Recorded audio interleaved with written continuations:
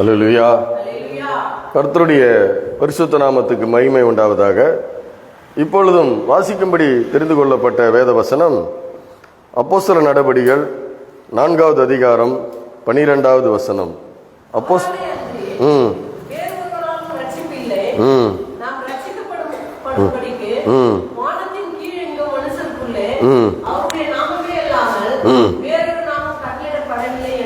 அல்லேலூயா.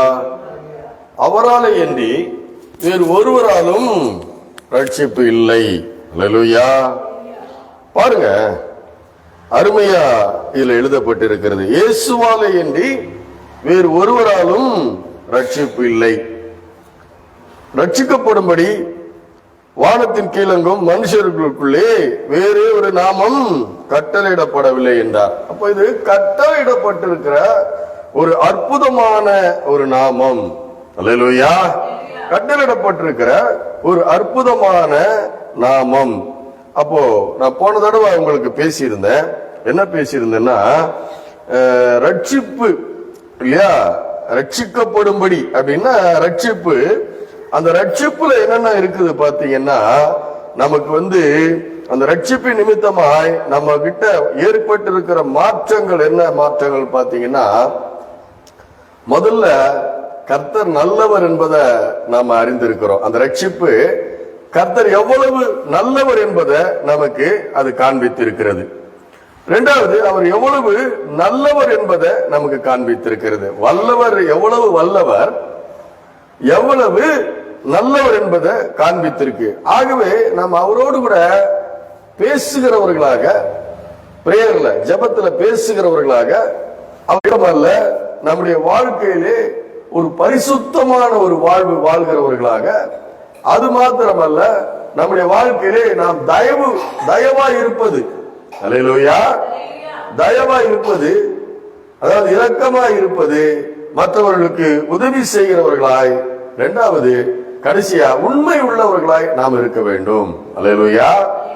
அந்த ரட்சிப்பு என்ன நமக்கு காண்பிக்கிறது? கர்த்தர் எவ்வளவு நல்லவர், எவ்வளவு பெரியவர், எவ்வளவு வல்லவர் என்பதை காட்டுது.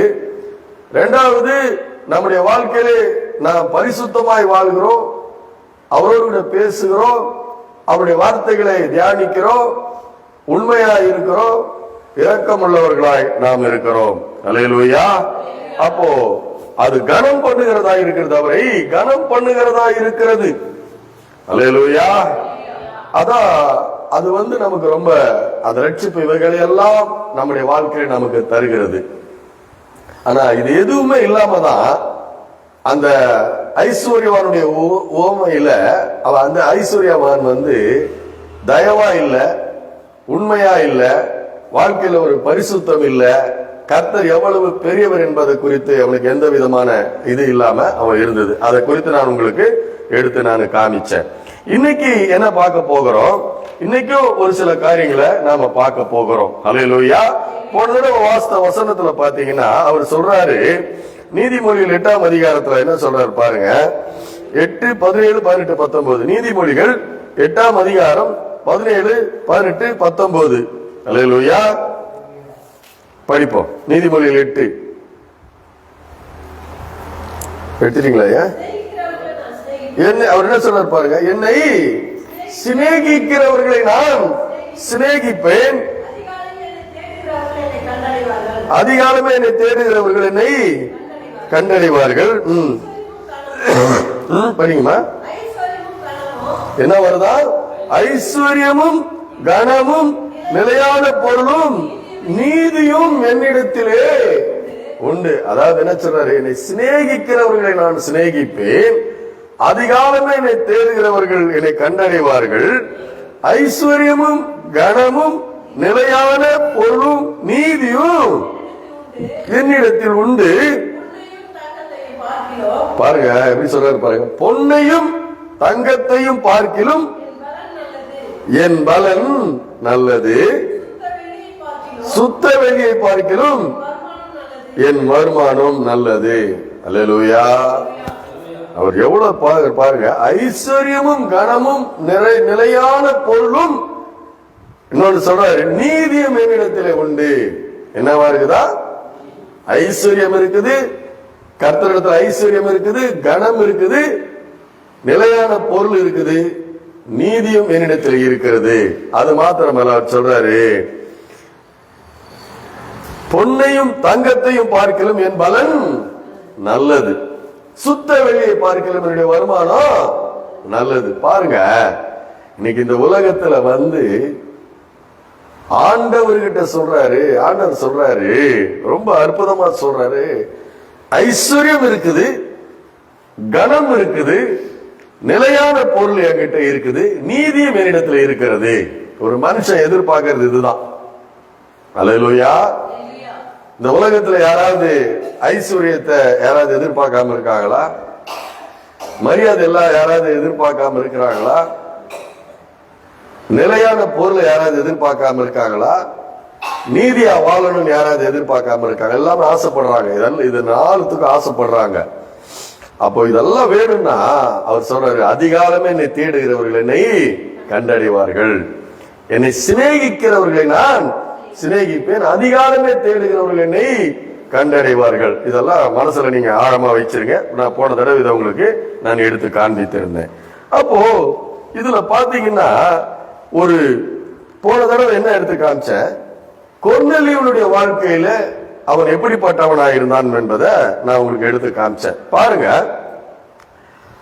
அவன் 100க்கு அதிபதியா இருக்கிறான், ரோம போர்ச்சேகவனாக இருக்கிறான். அவன் எப்படிப்பட்டவனா இருக்கிறான், எந்த அவர் சொல்றாரு, அவன் தேவனுக்கு பயந்தவனும் தன் வீட்டார் அனைவரோடும் தேவனுக்கு கீழ்ப்படுகிறவனுமா இருக்கிறான். அவன் 10ஆம் அதிகாரம் எடுங்க, அப்போஸ்தலர் நடபடிகள் 10வது அதிகாரம் முதல்ல என்ன சொல்லுது பாருங்க. 10ஆம் அதிகாரம் 1வது வசனம் 2வது வசனம், அவன் தேவ பக்தி உள்ளவனும் தன் வீட்டார் அனைவரோடும் தேவனுக்கு பயந்தவனுமா இருந்து ஜனங்களுக்கு மிகுந்த தர்மங்களை செய்து எப்பொழுதும் தேவனை நோக்கி ஜபம் பண்ணி கொண்டிருந்தான். அது கர்த்தருக்கு தெரிஞ்சிடுச்சு, அவனுடைய இருதயம் கர்த்தருக்கு தெரிஞ்சிடுச்சு. தெரிஞ்ச உடனே பேதுருவை ஆண்டவர் அழைக்க சொல்லி பேதுருவை அழைப்பித்து, பேதுரு அவனை பத்தி என்ன சொல்றாரு பாருங்க. அதாவது அது 35வது வசனத்துல என்ன சொல்லப்பட்டிருக்கு பாருங்க. எந்த ஜனத்திலாயினும் அவருக்கு பயந்திருந்து நீதியை செய்கிறவன் எவனோ. அல்லேலூயா. எந்த ஜனத்திலாயினும், அதனால நீங்க கோடு போட்டுக்கணும். என்னன்னா அவர் சொல்றாரு, என்ன கடவுள் பாப்பாரா, என்ன கடவுள் நேசிப்பாரா, கடவுள் என் ஜபத்துக்கு பதில் கொடுப்பாரா? கண்டிப்பா கொடுப்பாரு. அவர் அதான் சொல்றாரு, எந்த ஜனத்திலாயினும், யாரா இருந்தாலும் சரி, யாரா இருந்தாலும் அவருக்கு பயந்து நீதியை செய்கிறவன் எவனோ. அல்லேலூயா. எவனோ, அந்த வார்த்தை நீங்க நல்லா யோசிக்கணும். ஏன்னா 1 கொரிந்தியர் 8ஆம் அதிகாரத்தில் சொல்லப்பட்டு இருக்கிறது, தேவனிடத்தில் அன்பு கூறுகிறவன் எவனோ அவன் தேவனால் அறியப்பட்டிருக்கிறான். அல்லேலூயா. தேவனிடத்தில் அன்பு கூறுகிறவன் எவனோ அவன் தேவனால் அறியப்பட்டிருக்கிறான். அப்போ யாரா இருந்தாலும் பயந்து, கர்த்தருக்கு பயந்து, ஐயோ கடவுள் ஒருத்தர் இருக்கிறாரு, அவர் உயிரோடு இருக்கிறாரு, அவர் பார்க்கிறாரு அப்படின்னு பயந்திருந்து நீதியை செய்கிறவனாயிருந்தால் அவனை தேவன் அறிந்திருக்கிறார். அல்லேலூயா. அவனை அறிந்திருக்கிறார். ஒரு இடத்துல அவர் சொல்றாரு, 20ஆம் அதிகாரம், ஆதியாகமம் 20 எடுங்க. ஆதியாகமம் 20ஆம் அதிகாரத்துல 1ல இருந்து நீங்க 6 வரைக்கும் நீங்க படிச்சு பாத்தீங்கன்னா ஒரு காரியத்தை சொல்லுவார் பாருங்க ஆண்டவரு. பாருங்க அது எப்படி, என்ன காரியம்ன்றத முதல்ல சொல்லிடுறேன், அதுக்கப்புறம் படிக்கலாம். 6 அப்புறம் படிக்கலாம். ஆபிரகாம் ஒரு சூழ்நிலை, ஒரு பஞ்சத்து நிமித்தமாக என்ன பண்றான், அவ்விடம் விட்டு தென் தேசத்துக்கு பிரயாணம் பண்ணி காதேசுக்கும் சூப்புக்கும் நடுவாக குடியேறி கேராரிலே தங்கினான். ஆபிரகாம் தன் மனைவியாகிய சாராளை தன் சகோதரி என்று சொன்னதினாலே கேராரின் ராஜாவாகிய அபிமெலேக்கு ஆள் அனுப்பி சாராளை அழைப்பித்தான். அல்லேலூயா. ஒரு சூழ்நிலை நிமித்தமாக ஆபிரகாம் கேராரில தங்குறான். தங்கும்போது வேற ஒரு இடத்துல தங்குறான். அந்த ராஜா அபிமெலேக்குன்னு ஒருத்தர் இருக்கிறான். அங்க என்னன்னா, யாராவது அழகான பெண்கள் இருந்தாங்கன்னா அவனுடைய கணவனை கொண்டுட்டு அந்த பெண்ணை அந்த ராஜா தனக்கு மனைவியாக்கி கொள்வான். அபிமெலேக்கு அப்படிப்பட்டவன். ஆகவே அவன் என்ன சொல்றான், தான் சாகாதபடிக்கு சாராள என்ன செய்ய சொல்றான், என்ன உன்னுடைய சகோதரின்னு சொல்லிடு, பொய் சொல்லிடு அப்படின்னு சொல்லி கொடுக்கிறான். அது போல அவன் செய்கிறான். சாராள அதை ஒத்துக்கொள்கிறாள். அப்போ சாராள அவன் பார்க்கிறான், அபிமெலேக்கு பார்க்கிறான். பார்த்து என்ன பண்றான், அவளை அனுப்பிவித்தான். ஆள் அனுப்பிய சாராளை அனுப்பித்தான். தேவன் அவரை சந்திக்கிறார். ஏன்னா ஆபிரகாம் தேவனுடைய சிநேகிதன். அந்த தேவனுடைய சிநேகிதனாகிய ஆபிரகாமுடைய வாழ்க்கையில ஒரு களங்கமும் வரக்கூடாது.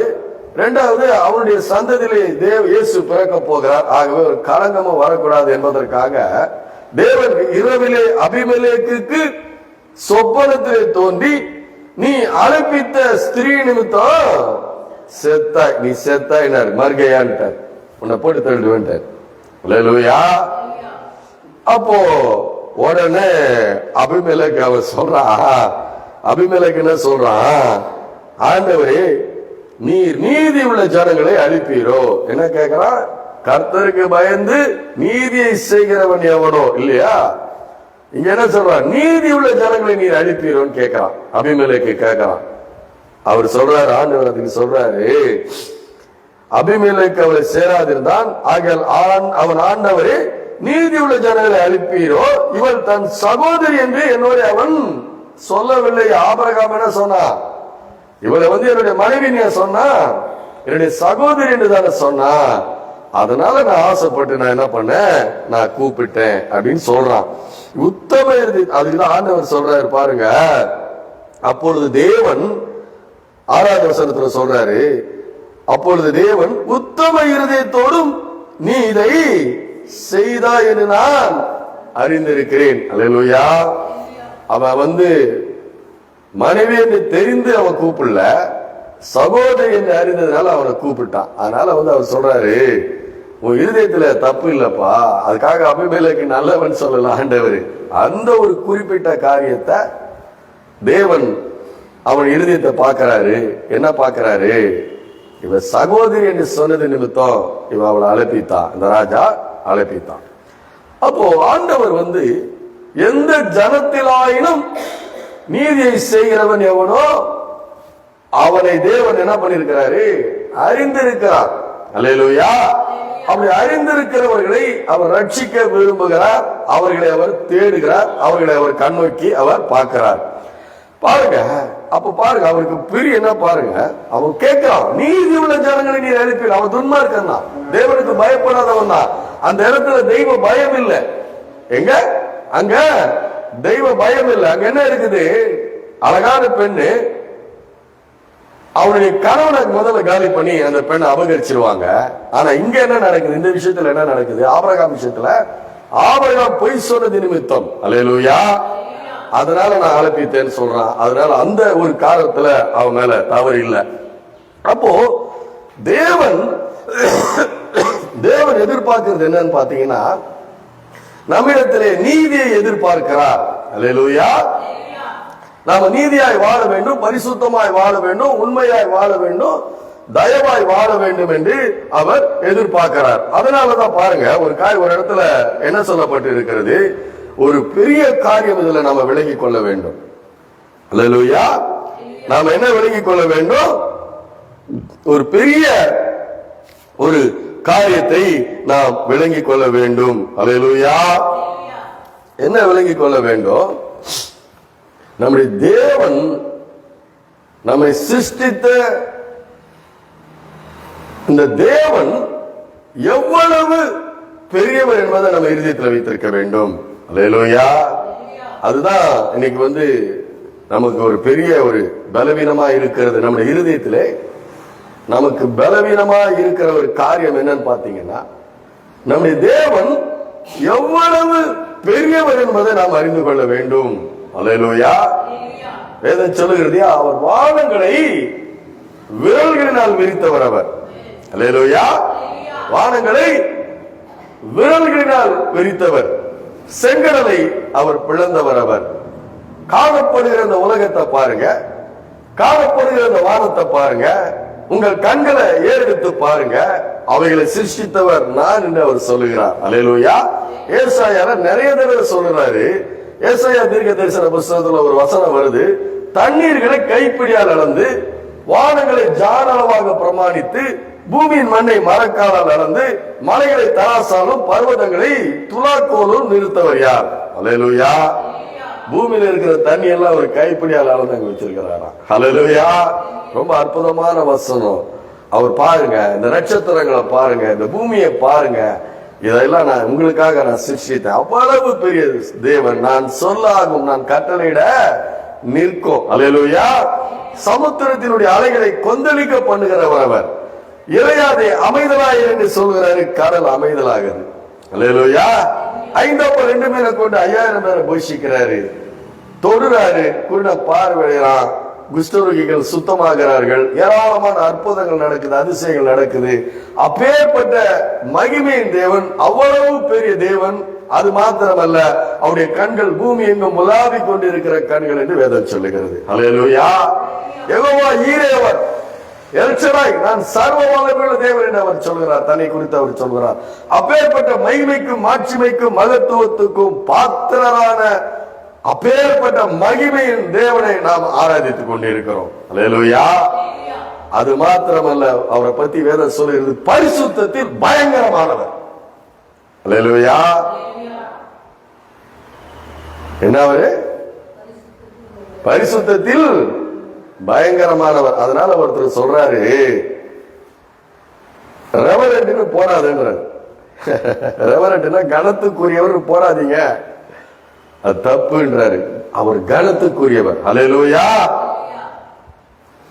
நாம கொஞ்சம் வசனம் தெரிஞ்சதும் கொஞ்சம் பைபிள் தெரிஞ்சதும் ஒவ்வொருத்தர் நடைய பார்த்தீங்கன்னா வேற மாதிரி இருக்குது. அல்லேலூயா. அவங்க நடை என்ன, அவங்க உடை என்ன, ஆனா அவர் எவ்வளவு பெரிய தேவன், அதே நேரத்துல எவ்வளவு அன்பின் தேவன், அதே நேரத்துல நீதியை செய்கிறவன் இடத்துல அவர் பிரியப்படுகிற தேவனாய் இருக்கிறார். அல்லேலூயா. அவருக்கு தெரியுது, எல்லாருடைய இருதயங்களும் அவருடைய கண்களுக்கு முன்பாக நிர்வாணமாயும் வெளியரங்கமாயும் இருக்கிறது. அப்பேற்பட்ட கண்களை உடைய தேவன் அவர். அப்போ அது நம்முடைய இருதயத்துல என்னைக்குமே மாறாமல் இருக்க வேண்டும். எப்படி இருக்க வேண்டும்? மாறாமல் இருக்க வேண்டும். அவ்வளவு பெரிய தேவன் நம்முடைய தேவன், மகிமையின் தேவன். எப்படின்னா தேவன் அவர் எல்லா மகிமைக்கும் மாட்சிமைக்கும் மகத்துவத்துக்கும் மேன்மைக்கும் உண்மைக்கும் நீதிக்கும் நியாயத்திற்கும் இரக்கத்திற்கும் மன உருக்கத்திற்கும் நீடிய சாந்தத்திற்கும் மிகுந்த கிருபைக்கும் அவர் பாத்திரம் உள்ள தேவன் அவர். அல்லேலூயா. அவர் ஒருவர் தான் கர்த்தர், இயேசு ஒருவர் தான் தேவன். அப்பேற்பட்ட மகிமையின் தேவனை நாம் ஆராதிக்கிறோம் என்பதை உங்கள் இருதயத்திலே நீங்கள் ஆழமாய் நீங்கள் வைத்திருக்க வேண்டிய கிறிஸ்தவர். ஒவ்வொரு கிறிஸ்தவர்களும் இயேசுவை பார்க்கும் பொழுது எவ்வளவு மேன்மை உள்ளவர். யோவான் ஸ்நானகன் சொல்றாருல, எனக்கு பின் வருகிறவர் என்னிலும் மேன்மை உள்ளவர். இதை நாம இருதயத்தில் வைக்க வேண்டும். அப்போ எந்த ஜனத்திலாயினும் கர்த்தருக்கு பயந்திருந்து நீதி செய்கிறவன் எவனோ அவனை தேவன் அறிந்திருக்கிற ஒரு தேவனாய் இருக்கிறார். அல்லேலூயா. இதுல இன்னைக்கு ஒரு காரியத்தை பார்க்க போகிறோம். 39 ஆதியாகமம் 39:6 படிங்க. 1-6 வரைக்கும் படிங்க. ஆதியாகமம் 39:1-6 நிறுத்தி நிதானமா படிங்க. யோசேப்பு எகிப்துக்கு கொண்டு போகப்பட்டான். பார்வோனுடைய பிரதானியும் தலையாரிகளுக்கு அதிபதியுமாயிருக்கிற போத்திபார் என்னும் எகிப்து தேசத்தான் அவன் அவ்விடத்திற்கு கொண்டு வந்த இஸ்ரவேலரிடத்தில் விலக்கி வாங்கினான். போத்திபார் யோசேப்ப அடிமையாய் விலக்கி வாங்கினான். கத்திரிக்காய் கூறு கட்டி வச்சிருக்கிற மாதிரி அடிமைகளை வச்சிருப்பாங்க. அங்க யோசேப்பை விலக்கி வாங்கினான். அடுத்த வசனம் சொல்லுது, கர்த்தர் யோசேப்போடு இருந்தார், அவன் காரிய சித்தி உள்ளவனானான். அவன் எகிப்தியராகிய தன் எஜமானுடைய வீட்டிலே இருந்தான். அங்க பாருங்க, கர்த்தர் அவனோடு இருக்கிறார் என்றும் அவன் செய்கிற யாவையும் கர்த்தர் வாய்க்க பண்ணுகிறார் என்றும் அவன் எஜமான் கண்டு யோசேப்பினிடத்திலே தயவு வைக்கிறார். அல்லேலூயா.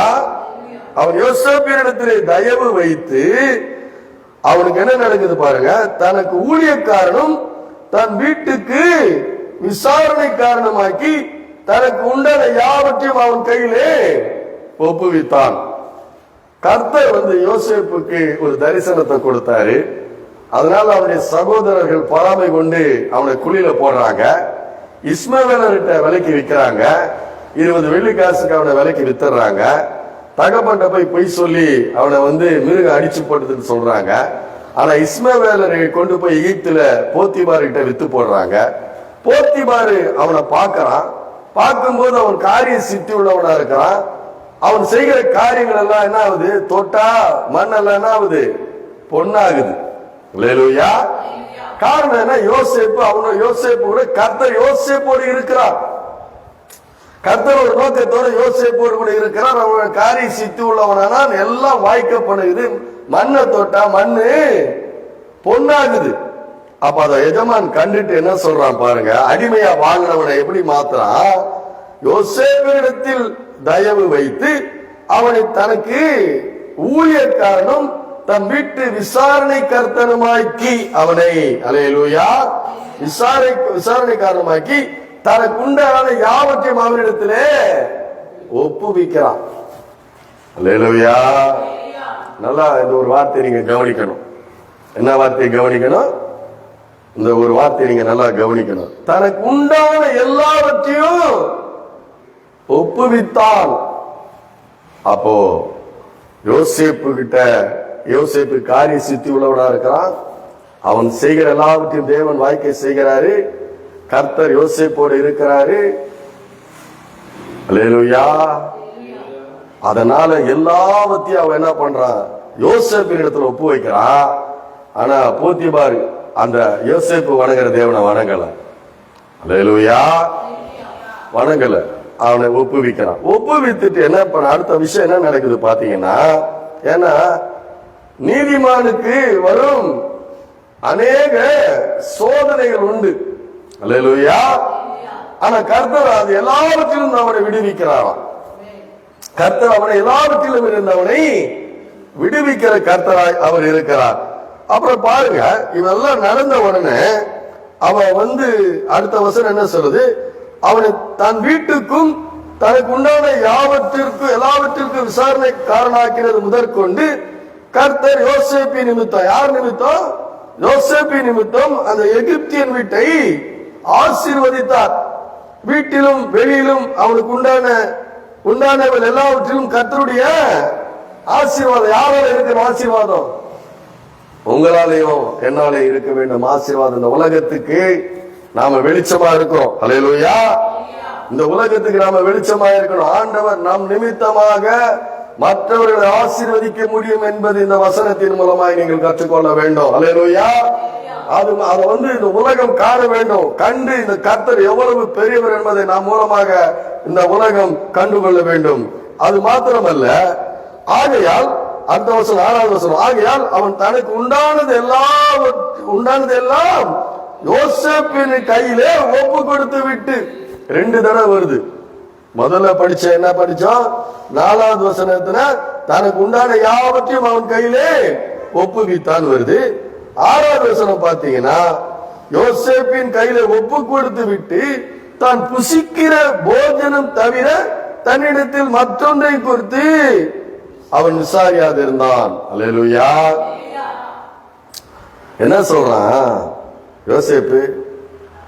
அவன் என்ன வசனம் பாத்தீங்கன்னா, ஆகையால் அவன் தனக்கு உண்டானதை எல்லாம் யோசேப்பின் கையில் ஒப்பு கொடுத்து விட்டு தான் புசிக்கிற போஜனம் தவிர தன்னிடத்தில் இருந்த மற்றொன்றை குறித்து விசாரியாதன்னா மொத்தம் கொடுத்துறான். வீடு, வாசல், நிலம், புலம், அவனுடைய வியாபாரம் எல்லாத்தையும் அவன் கையில ஒப்பு கொடுத்து விட்டு, அவன் டேபிள்ல எனக்கு என்ன சாப்பாடு வரும், காலையில என்ன டிஃபனு, மத்தியானம் என்ன லஞ்சு, நைட் என்ன டின்னரு, இவ்வளவுதான். அதை கேட்கறது 2. என் தட்டுல என்ன சாப்பாடு வரும், எனக்கு காலையில என்ன வரும், மத்தியானம் என்ன வரும், ராத்திரி என்ன வரும், இதை மட்டும்தான் அவன் விசாரிக்கிறான்.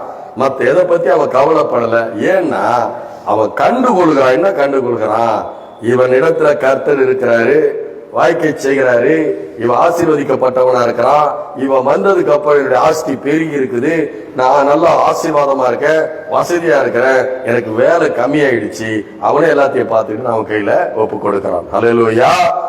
இதுக்கப்புறம் வசனம் பாத்தீங்கன்னா, சில நாள் சென்ற பின்பு அவருடைய எஜமானின் மனைவி யோசேப்பின் மேல் கண் போட்டு என்னோட சயனி, ஏன்னா இவன் வாலிபனா இருக்கிறான், அழகா இருக்கிறான், அது மாத்திரமல்ல ரொம்ப திறமசாலியா இருக்கிறான். ஆகவே என்ன பண்றா, சில நாள் சென்ற பின்பு அவருடைய எஜமானின் மனைவி யோசேப்பின் மேல் கண் போட்டு என்னோட சயனி என்றால், அவனோ தன் எஜமானுடைய மனைவியின் சொல்லுக்கு இணங்காமல் அவளை நோக்கி, இதோ வீட்டிலே என்னிடத்தில் இருக்கிறவர்கள் யாதென்றை குறித்தும் என் ஆண்டவன் விசாரியாமல் தமக்கு உண்டான எல்லாவற்றையும் என் கையிலே ஒப்புவித்திருக்கிறாரு. என்கிட்ட எல்லாத்தையும் ஒப்புவித்திருக்கிறாரு.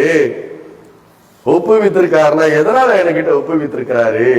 நான் நீதி செய்கிறவன், நான் நல்லவன், நேர்மை உள்ளவன் என்பதை அவருடைய இருதயத்தில் அவன் பார்த்து என்கிட்ட எல்லாத்தையும் ஒப்பு கொடுத்திருக்கிறான். இந்த வீட்டில என்னிலும் பெரியவன் ஒருவனும் இல்லை, நீ அவருடைய மனைவியாய் இருக்கிறபடியால் உன்னை தவிர வேறொன்றையும் எனக்கு அவர் விலக்கி வைக்கவில்லை. அல்லேலூயா. விலக்கி வைக்கவில்லை. இப்படி இருக்க நான் இத்தனை பெரிய பொல்லாப்புக்கு உடன்பட்டு தேவனுக்கு விரோதமாய் பாவம் செய்வது எப்படி? அல்லேலூயா. ஒப்புவித்திருக்கிறாரு, எல்லாத்தையும் என்கிட்ட ஒப்புவித்திருக்கிறாரு. உன்னை தவிர வேற எதையும் எனக்கு விலக்கி வைக்கல. உன்னை தவிர நான் எதையும் எனக்கு விலக்கி வைக்கல. எல்லாத்தையும் எங்களை ஒப்பு கொடுத்திருக்கிறார். இந்த வீட்டில் என்னிலும் பெரியவன் ஒருவனும் இல்லை. அல்லேலூயா. அப்போ அடுத்த சொல்றான் பாத்தீங்கன்னா, இப்படி இருக்க நான் இத்தனை பெரிய பொல்லாங்குக்கு உடன்பட்டு நீ கூப்பிடுற, உன்னோட நான் உடன்பட்டு, இதை எப்படி வாசித்துட்டு போறோம் நம்ம, இத்தனை பெரிய பொல்லாப்புக்கு உடன்பட்டு அப்படின்னு வருது. இதன் வார்த்தை நீங்க சாதாரணமா நீங்க படிக்கவே கூடாது. கிறிஸ்தவங்க படிக்கும் போது இந்த வேதன வசனத்தை படிக்கும் பொழுது எப்படி படிக்கணும்னு பாத்தீங்கன்னா, இத்தனை பெரிய பொல்லாப்புக்கு. அல்லேலூயா. அதுதான் நம்ம கிட்ட இருக்கிற பலவீனம். அப்படியே கட நம்ம படிச்சுட்டு போயிடுறோம். எப்படி படிச்சுட்டு போயிடுறோம்? கடன் படிச்சுட்டு போயிடும். இந்த வார்த்தை நீங்க இது வேத வசனம். தேவன் ஆவியாயிருக்கிறார். அந்த ஆவியானவர் மூலமா எழுதி கொடுக்கப்பட்டிருக்கிற இந்த வார்த்தையிலே அவனிடத்திலே ஒப்புவிக்கப்படாத பொருள் ஒன்றுமே இல்லை. எல்லாவற்றையும் அவன் கையில ஒப்பு கொடுக்கிறான். அந்த வீட்டிலே அவனை தவிர பெரியவன் ஒருவனும் இல்லை. எல்லாவற்றையும் ஒப்பு கொடுத்திருக்கிறார். ஒப்பு கொடுத்திருக்க இப்படி இருக்க ஒப்பு கொடுத்திருக்கிறார். அப்படி ஒப்பு கொடுக்கப்பட்டு இப்படி இருக்க நான் இத்தனை பெரிய பொல்லாங்குக்கு உன்னோடு உடன்பட்டு, அல்லேலூயா, உன்னோடு சேர்ந்து நான் உடன்பட்டு, உன்னோடு கூட சேர்ந்து நான் உடன்பட்டு இத்தனை பெரிய பொல்லாங்குக்கு, பொல்லாங்கு பெரியது, பொல்லாங்குன்னு ஒரு வார்த்தை வருது, நல்லா கவனிச்சு பார்க்கணும். இத்தனை பெரிய பொல்லாங்குக்கு நான் உடன்பட்டு தேவனுக்கு விரோதமாய் நான் பாவம் செய்வது எப்படி? அல்லேலூயா. இந்த வார்த்தை எப்படி வரும்? ஒரு மனிதனுடைய வாயிலிருந்து எப்படி வரும்? இது தப்பு, கரும்பு தின்ன கூலியா, கண்ணா லட்டு திங்க ஆசையா, இப்படி எல்லாம் இருக்கு இல்லையா? அந்த உலகத்துல ஃப்ரீயா கிடைக்குது, சுலபமா கிடைக்குது. ஆனா அவன் சொல்றான் பாருங்க, இந்த வீட்டில் என்னிலும் பெரியவன் ஒருவன் இல்லை, என்கிட்ட எல்லாத்தையும் ஒப்பு கொடுத்திருக்கிறாரு. இப்படி இருக்க இத்தனை பெரிய பொல்லாப்புக்கு நான் உடன்பட்டு, பொல்லாங்குக்கு நான் உடன்பட்டு பாவம், தேவனுக்கு விரோதமாய் நான் பாவம் செய்வது எப்படி? நம்ம இருதயத்தில் இதெல்லாம் ஆழமா இருக்க வேண்டும். இது எப்படி இது அவனுக்கு வரும்? நல்லா யோசனை பண்ணுங்க. சத்தியம் கேட்குறீங்க, ஆராதிக்கிறீங்க, எப்படி வரும்? நீதிமொழிகள் 8 உங்களுக்கு நான் படிச்சு காமிச்சேன். என்னை சிநேகிக்கிறவர்களை நான் சிநேகிக்கிறேன். அல்லேலூயா. யார சிநேகிக்கிறவர்களை நான் சிநேகிக்கிறேன்? கர்த்தர் சொல்றாரு, கர்த்தர் சொல்லுகிறாரு, என்னை சிநேகிக்கிறவர்களை நான் சிநேகிக்கிறேன். அதிகாலையில் என்னை தேடுகிறவர்கள் என்னை கண்டடைவார்கள். அல்லேலூயா. அதிகாலையில் தேடுகிறவர்கள் என்னை கண்டடைவார்கள். ஐஸ்வர்யமும் கனமும் நிலையான பொருளும், அங்க கவனிக்காதீங்க, ஐஸ்வர்யமும் கனமும் நிலையான பொருளும் நீதியும் என்னிடத்திலே உண்டு. அல்லேலூயா. பொன்னையும் தங்கத்தையும் பார்க்கிலும் என் பலன் நல்லது, சுத்த வெளியை பார்க்கிலும் என்னுடைய வருமானம் நல்லது. சொல்லிட்டார்ல, இதெல்லாம் நான் அப்படியே சொல்லிட்டேன். நான் அப்படியே வசனத்தை எல்லாம் நான் சொல்லிட்டேன். என்னை சிநேகிக்கிறவர்களை நான் சிநேகிப்பேன். கர்த்தர் பரிசுத்தத்தில் பயங்கரமானவர். அல்லேலூயா. கர்த்தர் யாரா? பரிசுத்தத்தில் பயங்கரமானவர். நம்முடைய கர்த்தர் பரிசுத்தமான தேவன். நான் பரிசுத்தராய் இருப்பது போல நீங்களும் பரிசுத்தமாயிருங்கள் என்று சொன்ன தேவன் நம்முடைய தேவன். அல்லேலூயா. ஒருவரும் சேரக்கூடாத ஒளியில் வாசமாயிருக்கிறவர். அவர் மகா பெரிய தேவன். கேருபீன்களும் சேராபீன்களும் ஓயாமல் அவரை துதித்துக் கொண்டே இருக்கிறது. அப்பேற்பட்ட மகிமைக்கு பாத்திரரான கர்த்தர் நம்முடைய கர்த்தர். அல்லேலூயா. மறுரூப மலையில தன்னை வெளிப்படுத்துகிறார். அவர் மறுரூப மலையில என்ன பண்றாரு? தன்னை வெளிப்படுத்துகிறார். மோசேவை எலியாவும் பேசுகிறார்கள். அப்பேற்பட்ட மகிமைக்கு பாத்திரமான தேவன் நம்முடைய இயேசு கிறிஸ்து, நம்முடைய பிதாவாகிய தேவன், குமாரனாகிய தேவன், பரிசுத்த ஆவியான தேவன். இவர்களெல்லாம் பரிசுத்தத்திலே பயங்கரமானவர்கள் அவர்கள் எல்லாருமே. அப்போ அவரை சிநேகிக்கிறேன்னா, அல்லேலூயா, அவரை நேசிக்கிறேன்னா நானும் பரிசுத்தனாய் இருக்க வேண்டும். அல்லேலூயா. அப்படி என்னை சிநேகிக்கிறவங்க என்ன சிநேகிப்பாங்க? உலகத்தில் உள்ளவர்களின் அன்பு கூறாதீர்கள். அல்லேலூயா.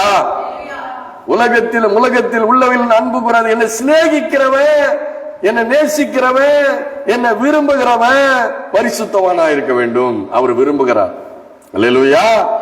அவன் தான் அதிகாலை என்னை தேடுகிறவர்கள் என்னை கண்டடைவார்கள். அவனுக்கு தான் கிடைக்கும் ஐஸ்வர்யமும் கனமும் நிலையான பொருளும் நீதியும் என்னிடத்தில் உண்டு. நான் இதெல்லாம் தருவேன், நீதியை தருவேன். நீ நீதியாய் வாழ உனக்கு நான் பலனை தருவேன். அல்லேலூயா. என்னை சிநேகிக்கிறவர்கள் நான் சிநேகிப்பேன். அதிகாலையில் என்னை தேடுகிறவர்கள் என்னை கண்டடைவார்கள். அப்படி கண்டடைகிறவர்கள் என்னிடத்தில் இருக்க நீதியை அவர்கள் பெற்றுக் கொள்வார்கள். என்னிடத்தில் இருக்கிற நீதியை அவர் அறிந்து கொள்வார்கள். நான் நீதி உள்ள தேவன், பரிசுத்தம் உள்ள தேவன். நான் பரிசுத்தத்திலே பயங்கரமான தேவன். நானு என்னை அறிந்து கொள்வார்கள். அதிகாலையில் தேடுகிறவர்கள் என்னை கண்டடைவார்கள். அவன் பார்த்துட்டு இருப்பான். தரிசனத்தின் மூலமா இவர் எப்பேற்பட்ட ஆண்டவர் என்பதை பார்த்துட்டு இருப்பான். பார்த்துட்டு அவனுடைய இருதயத்தில் அவர் எவ்வளவு பெரிய தேவன் என்பதை அவன் உணர்ந்து கொண்டு விட்டான். அல்லேலூயா. எவ்வளவு பெரிய தேவன் என்பதை உணர்ந்து கொண்டதுனால அவனுக்கு அவகிட்ட இருந்து வருகிற இன்பம் அல்பமாயிடுச்சு. அல்லேலூயா. அல்பமாயிருச்சு. அது ஒண்ணுமே இல்லை. ஏன்னா இந்த உலகத்துல பாவம் என்பது சகஜமாகிவிட்டது. அல்லேலூயா. பாவம் என்பது சகஜமாகிவிட்டது. ஏன் சகஜமாகிவிட்டது? அவர் சொல்றாரு, இந்த உலகத்துல என்ன சொல்றாரு? ஆதியிலே தேவன் வானத்தை பூமியும் சிருஷ்டித்தார். அப்படி சிருஷ்டித்த தேவன் மனுஷனை தன்னுடைய சாயல்படி ரூபத்தின்படி சிருஷ்டித்தார். ஆதியாகமம் 1ஆம் அதிகாரம் பாத்தீங்கன்னா, நாம யாருடைய சாயல் என்பது, ஆண்டவர் யார் என்பது தெரியும்.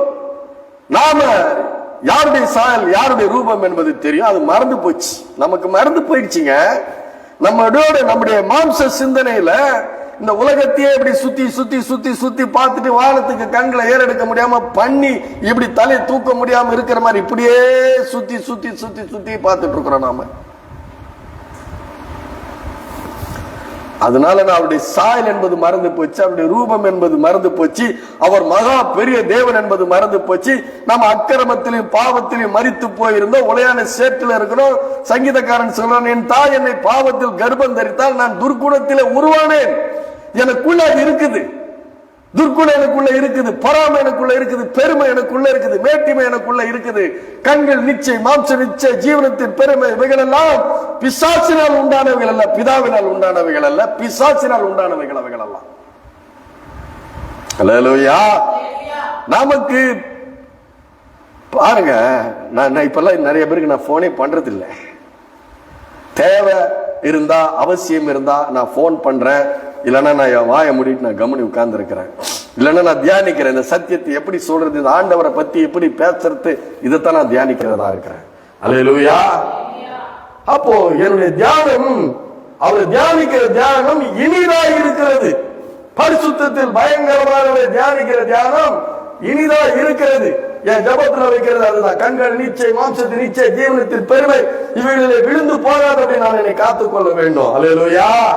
நான் கீழே இருக்கிற உங்களை விட மேல இருக்கிற நான் பரிசுத்த நான் நினைக்கிறது கிடையாது. உங்களில் தான் உங்களை போலதான் நான் ஒருவன். ஆனா நான் ஜபம் பண்றேன், ஏன்னா நான் பலவீனமான மனுஷன். அல்லேலூயா. எல்லாருமே பலவீனமானவர்கள் தான்.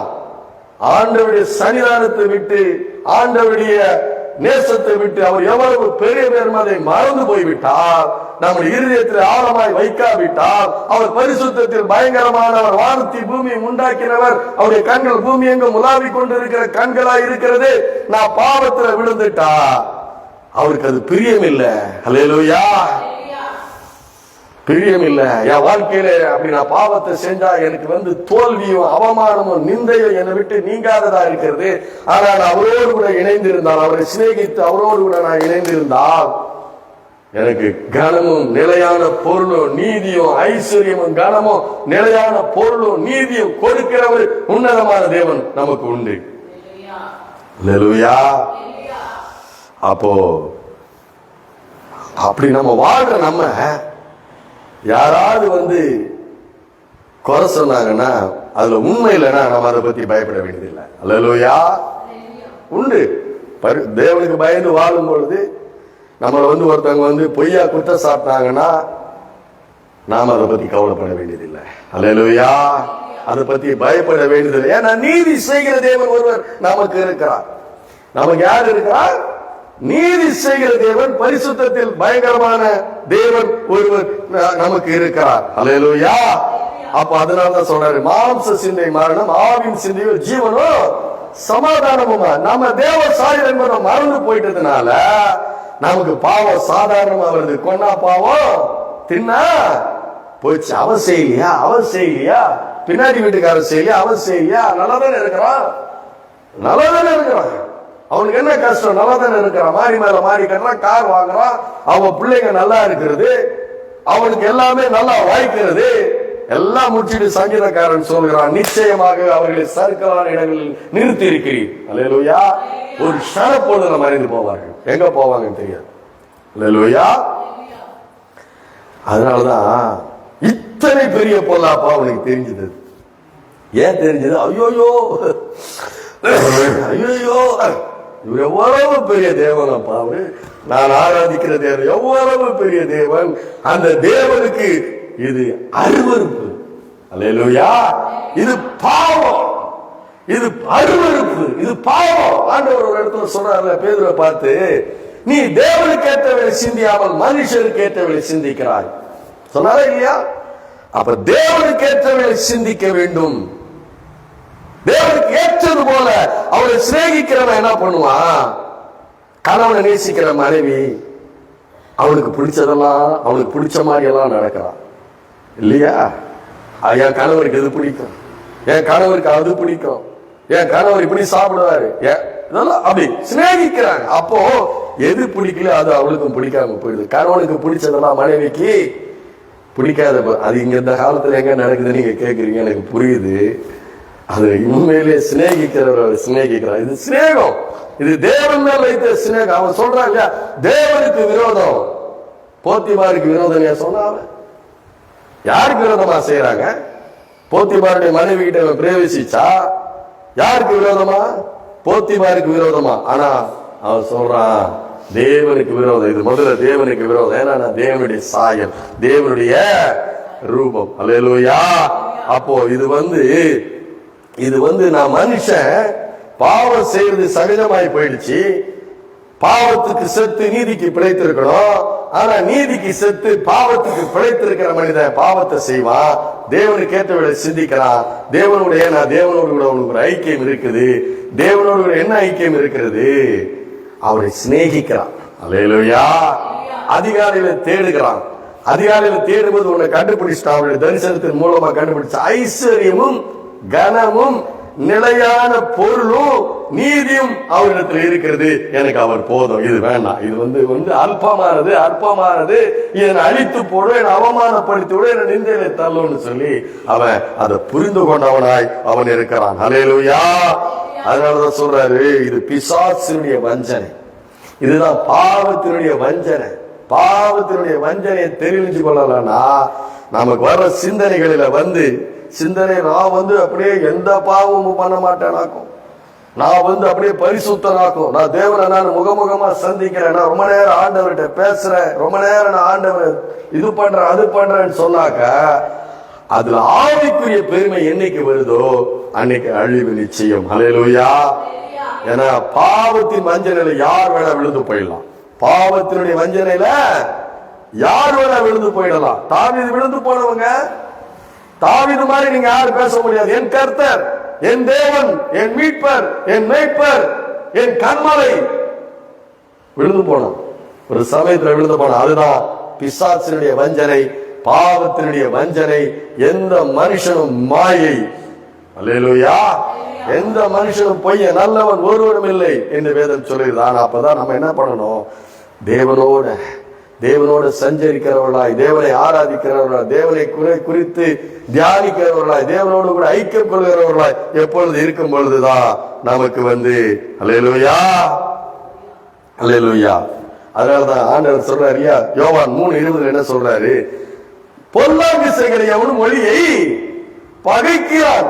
எடுங்க யோவான் 3:20 எடுங்க. யோவான் 3:20 யோவான் 3:20 எடுத்துட்டீங்களாமா? சீக்கிரம் எடுங்க.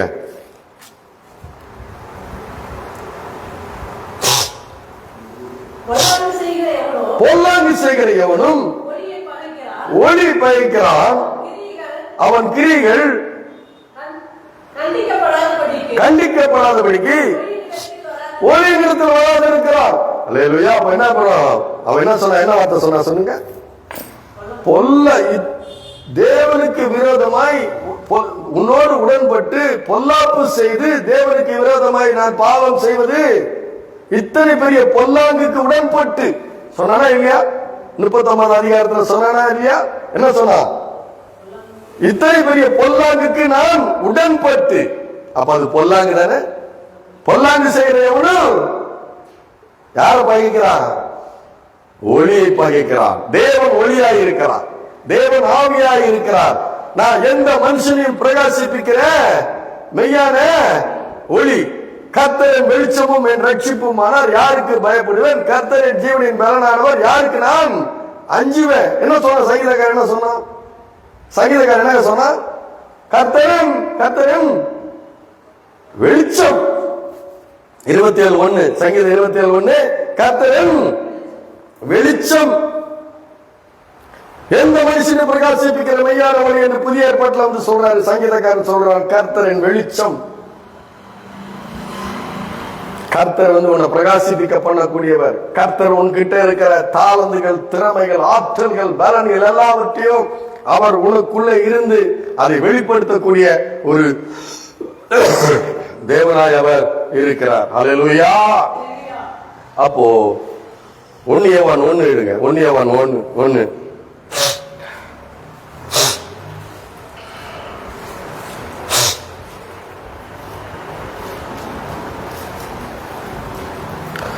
யோவான் 1 5, 6, 7 எடுங்க.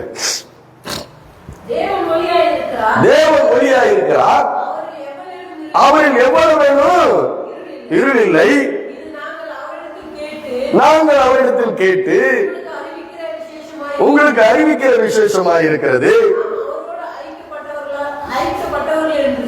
நாம் அவரோடு ஐக்கியப்பட்டவர்கள் என்று சொல்லியும் இருளே நடக்கிறவர்களாய் இருந்தால் சத்தியத்தின்படி நடவாமல் பொய் சொல்லுகிறவர்களாய் இருப்போம். அல்லேலூயா. உள்ள ஒண்ணு வச்சுக்கிட்டு வெளியில ஒண்ணு நடக்கிறது. அல்லேலூயா. அப்போ இதுதான் கர்த்தருக்கு பயப்படுதலே ஞானத்தின் ஆரம்பம். இதுதான் பயம். தேவனுக்கு விரோதமான பாவம் என்பது கர்த்தருக்கு பயப்படுகிற பயம். ஏன்னா இது பொல்லாங்கு. வேசியிலே பிரவேசிக்கிற எவனும் தன் மடியில நெருப்ப வச்சிருக்கிறானா? தன் மடியில நெருப்ப வச்சுக்கிட்டு என் மடி வேகாதுன்னு சொல்றானா? அல்லேலூயா. நீதிமொழிகள்ல சொல்லப்பட்டிருக்கு, அந்நிய ஸ்திரீ கிட்ட பிரவேசிக்கிறவன் தன் மடியில நெருப்பு கட்டுறானா, ஆனா அது வெந்து போயிடும் ஒரு நாள். அல்லேலூயா. அதனால சொல்றாரு, இத்தனை பெரிய பொல்லாப்புக்கு உடன்பட்டு நான் தேவனுக்கு விரோதமாய் பாவம் செய்வது எப்படி? அல்லேலூயா. கர்த்தரை நம்ம ஒப்படைக்கணும், கர்த்தர்கிட்ட நம்ம ஒப்படைக்கணும், கர்த்தரை தியானிக்கணும், கர்த்தரை நேசிக்கணும், கர்த்தரை எவ்வளவு பெரியவர் என்பதை நாம பார்க்கணும். அவருடைய கண்கள் பூமி எங்கும் உலாவி கொண்டு இருக்கிற கண்கள் என்பதை நாம கண்டுகொள்ள வேண்டும். அப்போ அவர் சொல்றாரு ஒரு இடத்துல, என்னை கனம் பண்ணுகிறவர்களை நான் கனம் பண்ணுவேன். 1 சாமுவேல்ல சொல்லப்பட்டிருக்கிற 2ஆம் அதிகாரத்துல 2:30 சொல்லப்பட்டிருக்கிறது, என்னை கனம் பண்ணுகிறவர்களை நான் கனம் பண்ணுவேன். என்னை அசட்டை பண்ணுகிறவர்களை நான் என்னை அசட்டை பண்ணுகிறவர்கள் கனஈனம் பண்ணப்படுவார்கள். அல்லேலூயா. என்னை அசட்டை பண்ணுகிறவர்கள் கனஈனம் பண்ணப்படுவார்கள். அசட்டை பண்ணுகிறவனா யாரு? அவர் சொல்லியிருக்கிறார், அவருக்கு என்ன தெரியும் இதுல எவ்வளவு இன்பம் இருக்குது? அல்லேலூயா. இந்த எவ்வளவு பெரிய இன்பத்தை நான் எப்படியா விட்டு கொடுக்கணும்? யாருக்காக ஏன் விட்டு கொடுக்கணும்? அவன் தான் பொல்லாங்கு செய்கிறவன். எவனும் ஒளியை பகைக்கிறான். ஒளியை பகைக்கிறான். அவன் என்ன பண்றான்? ஒளியின் இடத்துல வராது இருக்கிறான். பொல்லாங்கு செய்யறவன் ஒளி இடத்துல வரமாட்டான். ஏன்னா இயேசு பரிசுத்தர்.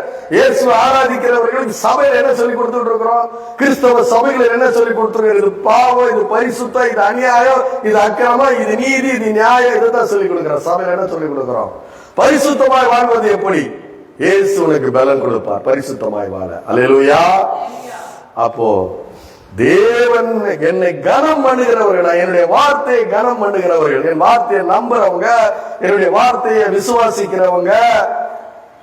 அவர் சொல்றாரு, என்ன சொல்றாரு? ஒரு இடத்துல என்ன சொல்றாரு? உபாகமத்துல என்ன சொல்றாரு? உன்மேல் என் கண்ணை வைத்து உனக்கு ஆலோசனை சொல்லுவேன். அல்லேலூயா. ஆலோசனை கர்த்தர். யார் அவரு? ஆலோசனை கர்த்தர். அப்ப அந்த கர்த்தர் தான் நாம என்ன பண்றாரு? அந்த கர்த்தர் என்ன விசுவாசிக்கும் போது, சிநேகிக்கும் போது அவர் சொல்றாரு, தம்பி இது படுகுழி. சிநேகிக்கிறவர்ல நாம அவர் சிநேகிக்க இருக்கிறோம், அவர் நம்ம சிநேகிக்கிறார். அவர் சொல்றாரு, தம்பி இது படுகுழிப்பா, இதுல விழுந்துறாத சொல்லிக் கொடுப்பார். சொல்லுவார், கட்டளைய விளக்கு வேதமே வெளிச்சம். அவர் சொல்லிக் கொடுப்பாரு. ஆத்துமால பேசுவார், இது படுகுழி, இது பாதாளம், இதுல போனீங்கன்னா நீ என்ன ஆவ? அழிந்து போயிடுவ. அல்லேலூயா. இருந்து வெளியில நான் உனக்கு கொண்டாந்து இருக்கிறேன், திருப்பி நீ அதுல விழுந்தா என்ன ஆவ? அழிந்து போயிடுவ. நான் பேசுவேன் ஆண்டவர்கிட்ட, ஆண்டவரே அக்கிரமத்திலையும் பாவத்திலையும் உளையான சேற்றிலும் நான் மரித்து போயிருந்தேன். உச்சந்தலைந்து உள்ளங்கால் வர சுகமே இல்லை. நொதிக்கிற ரணம், காயங்களுக்கு என்ன வார்க்கப்படல, காயங்கள் கட்டப்படவில்லை, தலையெல்லாம் பலட்சியமாய் இருக்கிறது. தரித்திரம், வியாதி, வேதனை, ஒடுக்கப்பட்டு தள்ளப்பட்டு புறக்கணிக்கப்பட்டு அவமான, நிந்தை, இவைகளெல்லாம் நான் அனுபவிச்சிருந்தேன். ஆனா தேவன் நீர் கிருபையா என்னை தேடி வந்து என்னை பரிசுத்தமாக்கி நீதியாக்கி ஆஸ்தி, ஐஸ்வர்யம், அந்தஸ்து, அதிகாரம் எல்லாத்தையும் நான் கொடுத்து என்ன வச்சிருக்கிறீரு. இந்த பாவியின் மீது கிருபையாயிரம் ஆண்டவரே. ஹல்லேலூயா. கேட்பேன், ஜபத்துல வைப்பேன். கண்கள் நிச்சயம், மாம்ச நிச்சயம், ஜீவனத்தில் பெருமனை விழுந்து போக கூடாது. ஏன்னா நிற்கிறவன் விழாதபடி என்று வேதம் சொல்லுகிறது. பவுல் எழுதுகிறார், நிற்கிறவன் விழாதபடி, விழுந்து போயிடாத, பாவத்துல விழுந்து போயிடாத. அல்லேலூயா. ஆகவே நாம பலவீனர்கள். ஆகவே நம்ம கர்த்தரோடு ஐக்கியப்பட்டு இருக்க வேண்டும். எப்பொழுதும் பிரகாசிப்பிக்கிற மெய்யான ஒளியோடு இருக்க வேண்டும். எப்பொழுது தெரியும் கர்த்தர் பெரிய தேவன் அவர். அல்லேலூயா. அவர் சொல்லி இருக்கிறாரு, வேசியின் இடத்தில் பிரவேசிக்கிறவன் தன் ஆத்மாவை அழித்து போடுகிறான் என்று சொல்லி இருக்கிறாரு. இதெல்லாம் அவனுக்கு தெரியுது. அவனுக்கு தெரிஞ்சனாலதான் தெரியுது. இன்னொன்னு தெரியுது, அவர் மகாதேவன் அவர். அல்லேலூயா. அதனால சொல்றான், இத்தனை பெரிய பொல்லாப்புக்கு நான் உன்னோடு கூட உடன்பட்டு தேவனுக்கு விரோதமாய் பாவம் செய்வது எப்படி? எவ்வளவு பெரிய தேவன், எவ்வளவு பெரிய தேவன், அவ்வளவு பெரிய தேவன் நம்மை ரட்சித்து மீட்டெடுத்து சபையில வைத்திருக்கிறார். அல்லேலூயா. இது என்ன சப்ஜெக்ட் உங்களுக்கு இன்னைக்கு? என்ன சப்ஜெக்ட்? என்ன பாடம் இது? உங்கள் இருதயத்துல என்ன பாடம் இருக்க வேண்டும்? அவர் அவ்வளவு பெரிய தேவன். அல்லேலூயா. அவர் வானங்களை விரலினால் விரித்தவர். எலியாவுடைய வாழ்க்கையில பாத்தீங்களா, கையளவு மேகத்தை கொண்டு பெருமழை செய்த தேவன் அவர். அதுதான் நம்ம இருதயத்தில் இருக்கணும்.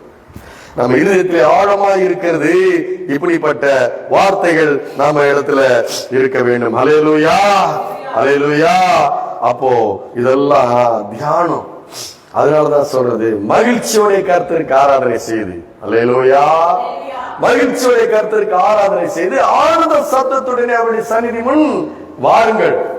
மகிழ்ச்சியாய் கர்த்தருக்கு ஆராதனை செய்த பாவத்தை அங்க பண்ணிட்டு இங்க மகிழ்ச்சியோட வர முடியுமா? பிசாசு உள்ள குத்துவா. அன்னைக்கு செய்தியை அன்னைக்கு தூண்டணும் அவன் தான். எதை தூண்டவன்? பாவத்தை செய்ய தூண்டினவனும் பிசாசு. நீ ஆலயத்துக்குள்ள தேவனுக்கு ஒப்புரவாக வரும்பொழுது அங்க என்ன பண்ணும்? அவனுக்கு குற்ற உணர்வை ஏற்படுத்துவான்.